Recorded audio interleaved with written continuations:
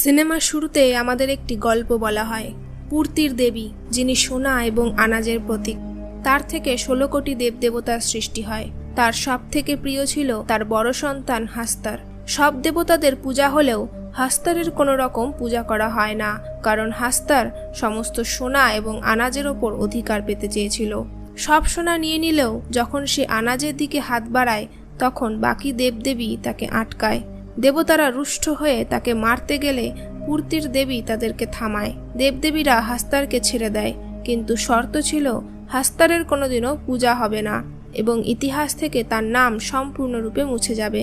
দেবী তার প্রিয় সন্তানকে তার গর্ভে লুকিয়ে রাখে। এভাবে হাস্তারের নাম ইতিহাস থেকে মুছে যায়। কিন্তু তুম্বার গ্রামের এক পরিবার সোনা পাওয়ার লোভে হাস্তারের মূর্তি স্থাপন করে তার পূজা করতে থাকে। দেবতারা রুষ্ট হয়ে গ্রামকে অভিশাপ দেয়, যার ফলে সেখানে কখনো বৃষ্টি থামে না। এরপর আসে সিনেমার প্রথম অধ্যায়। 1918 সাল। এক মহিলা সরকার নামের এক লোকের বাড়িতে সোনার লোভে কাজ করে। ওই বাড়িতেই স্থাপন করা ছিল হাস্তারের মূর্তি এবং তার কাছে ছিল একটি সোনার মুদ্রা। একদিন সেই মহিলা সরকারের কাছে ওই মুদ্রাটি চাইলে সরকার তাকে জানায় ওই মুদ্রা কাউকে দেওয়া যায় না, তা অর্জন করে নিতে হয়। মহিলার 2 ছেলে ছিল, যাদের নাম বিনায়ক ও সদাশিব। এছাড়া তাদের বাড়িতে বিনায়কের ঠাকুমা থাকতো, যাকে দেখে মনে হতো তিনি এক অন্য জগতের মানুষ। পরের দিন তারা জানতে পারে সরকার মারা গেছে এবং বিনায়কের মা ঠিক করে তারা পুনে চলে যাবে। এমন সময় বিনায়ক তার মাকে বলে সরকার মারা গেছে, সুতরাং বাড়ি থেকে সমস্ত সোনা তারা নিয়ে আসতে পারবে। তখন তার মা বলে এটা কখনোই সম্ভব নয়, কারণ সরকার সারা জীবন খোঁজ করেও সেই খাজানা পায়নি। বিনায়ক বলে খাজানার খবর নিশ্চয়ই তার ঠাকুমা দিতে পারবে। সেদিন সদাশিব বাড়ির উঁচু পাঁচিল থেকে পড়ে যায় এবং তার মা তাকে শহরের ডাক্তারের কাছে নিয়ে যায় এবং ঠাকুমাকে খাবার দেওয়ার দায়িত্ব বিনায়কের ওপর এসে পড়ে। তার মা তাকে বলে যদি ঠাকুমা অদ্ভুত আচরণ করে তাকে আক্রমণ করতে আসে, তখন সে যেন বলে সোজা বারনা হাস্তার আ যায়গি। বিনায়ক ভয়ে ভয়ে ঠাকুমাকে খাবার দিতে যায়, কিন্তু তার ঠাকুমা তাকে দেখতে পেয়ে তার ওপর আক্রমণ করে বসে এবং সেই মুহূর্তে বিনায়ক ভুলে যায় তার মা তাকে কি বলেছিল।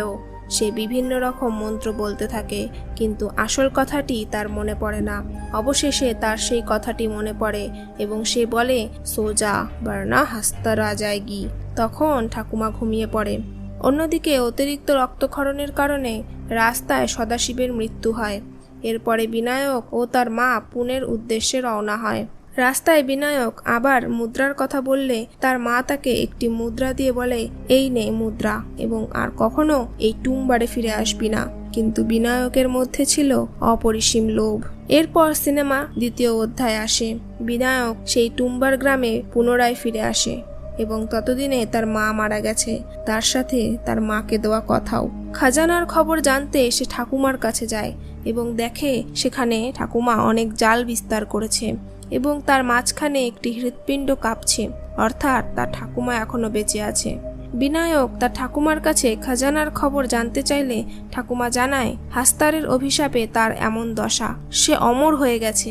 সে বিনায়ককে অনুরোধ করে যাতে বিনায়ক তার গায়ে আগুন দিয়ে দেয়, এর ফলে সে মুক্ত হবে এবং বিনায়ককেও সে খাজানার খবর দেবে। বিনায়ক তার ঠাকুমাকে মুক্তি দেয়।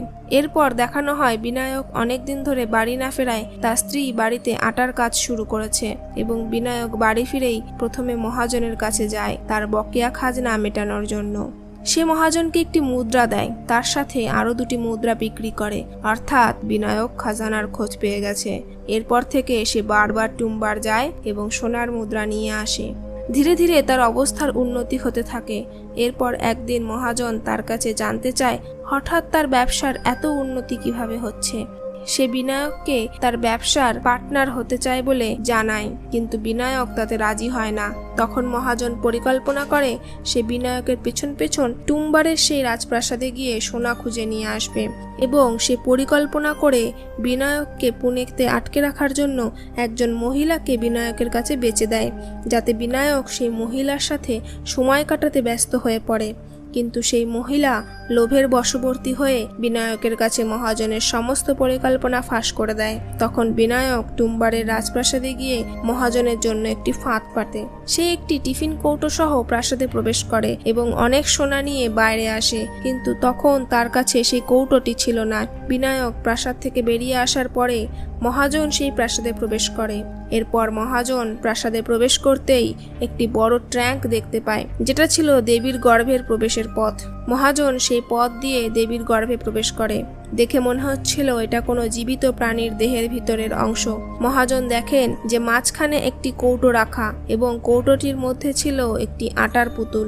মহাজন সেটি হাতে নিতেই একটি অদ্ভুত প্রাণী সেই স্থানে উপস্থিত হয় এবং মহাজনের উপরে আক্রমণ করে। এরপর বিনায়ক আবার দেবীর গর্ভে প্রবেশ করে এবং হাস্তারকে ডাকতে থাকে। তারপর হাস্তারকে দেখা যায়। বিনায়ক আটা দিয়ে নিজের চারপাশে একটি বৃত্ত আঁকে এবং হাস্তারকে একটি আটার পুতুল খেতে দেয়। আসলে হাস্তার যেহেতু আনাজের কোনো অধিকার পায়নি, তাই সে সবসময় ক্ষুধার্ত থাকে আর সে কখনোই আনাজ ছুঁতে পারে না যতক্ষণ না কেউ নিজে থেকে তাকে দিচ্ছে। বিনায়ক এখানে আটার তৈরি পুতুলটি তাকে দিতেই সে সেটা খেতে শুরু করে এবং পিছন থেকে বিনায়ক হাস্তারের কোমরে থাকা মুদ্রার গোছা থেকে মুদ্রা নিয়ে দড়ি ধরে বাইরে বেরিয়ে আসে, কারণ হাস্তার যদি কাউকে ছুঁয়ে ফেলে তাহলে সেই ব্যক্তি অমর হয়ে যাবে। তার অবস্থা হবে খুবই শোচনীয়, ঠিক বিনায়কের ঠাকুমার মতো। আসলে বিনায়কের আগে তার ঠাকুমাই ছিল সেই ব্যক্তি যে দেবীর গর্ভে প্রবেশ করেছিল এবং যেহেতু হাস্তার তাকে ছুঁয়ে ফেলেছিল তাই তার ওরকম অবস্থা হয়েছিল। মহাজনেরও সেই একই অবস্থা হয়। তাই বিনায়ক মহাজনকে সেখান থেকে মুক্তি দিয়ে বেরিয়ে আসে এবং এখানেই সিনেমার দ্বিতীয় অধ্যায়ের সমাপ্তি হয়। তৃতীয় অধ্যায় শুরু হয় 14 বছর পর। দেখানো হয় ভারত স্বাধীনতা লাভ করেছে এবং বিনায়ক আরও ধনী হয়ে গেছে। তার 2টি মেয়ে এবং একটি ছেলে আছে। বয়স বাড়ার কারণে বিনায়ক তার ছেলেকে ছোট থেকেই প্রশিক্ষণ দিতে থাকে কিভাবে দড়ি ধরে কুয়োতে নেমে অল্প সময়ের মধ্যে মোহর সংগ্রহ করতে হবে। এরপর বিনায়ক তার ছেলেকে নিয়ে যায় দেবীর গর্ভ দেখানোর জন্য।